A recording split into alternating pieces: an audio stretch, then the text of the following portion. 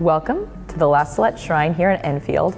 I'm your host, Elizabeth D'Orazio, and we are here in the International Exhibit of Nativity Sets, which shows Christmas in all its different aspects from all around the world.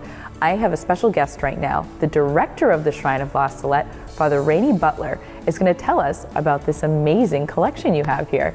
Thank you for joining us today, Father René. I'm glad to be with you. A little bit of history first. Yes, please. Father Monsignor de Russo had offered the nativities to us quite some years ago, maybe 7 or 8 years. And at the time, nobody could figure out where would we put them, because as you see, it's a very extensive set. You got a lot here. Then a few years back, again, the question was raised, and again, the answer was we don't know where we would put them. We can't put them upstairs in the cafeteria. A lot of people wouldn't be able to go that many steps. And then a couple of years ago, the question rose again. And Brother Claude, who is the manager, if you like, of the entire plant, said, I finally figured it out. Use the A-frame and take out the pews. Because this had been a small chapel. Right, I remember seeing it like that. That's right, but we haven't used it as a chapel for years. And so that was perfect. He took out the pews, he got the shelving, he put in the lighting himself, and so on and so forth. And then, well, before that, he and I went to see Monsignor de Russo to look at the nativity sets. It didn't take us long to say, oh yes, we'll take them. And when I called him, the offer was still good, which was great, because he would like to have them stay in New Hampshire. And so they will, we hope.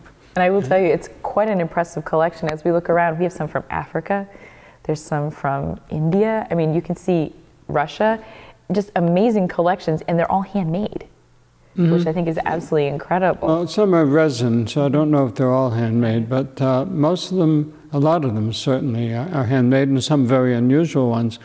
Did you see the one made from clothespins? I haven't seen it yet. I'm going to walk around after. Right. And they're all there. And then some of them are not necessarily made in the country that they represent, but they're made by someone who understands that culture and the costume in particular.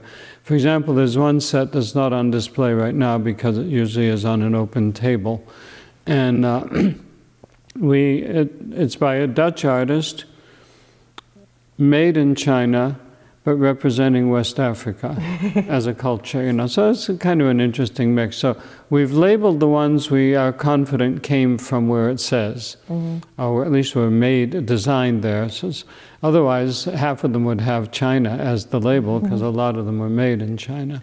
I think one of the neat things about it is the Christmas story, the Christ story, translates so universally into art, but across all the cultural lines. That's exactly right. The word translate is exactly the right word. Just as you make the transition from one language to another, this is the cultural language.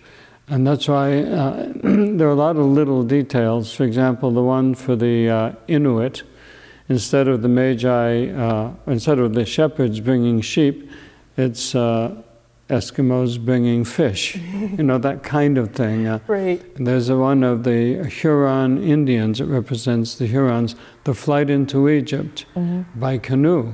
Oh, well, that would make more sense then. Absolutely, yeah. And so, and it was, it's a very interesting collection. Father de Russo started collecting them in around 1990 on his travels. And then some of them, instead of traveling to all the different countries, he would go to, I think it's Cambridge, and check out the specialty shops, and then go back after Christmas and get them for half price.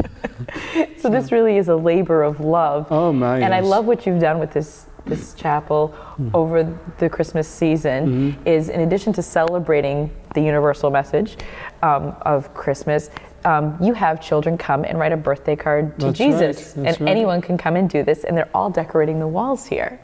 I think that's lovely. When you came as a child, did they have that? I think that was actually before. Oh.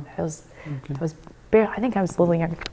Well, that's but right here you have the main scene right here, and it's really beautiful that you're bringing this alive to a whole new generation of people. That's right, and it's amazing how many people thank us because it meant so much to them, and now it means something to their children, you know, the whole...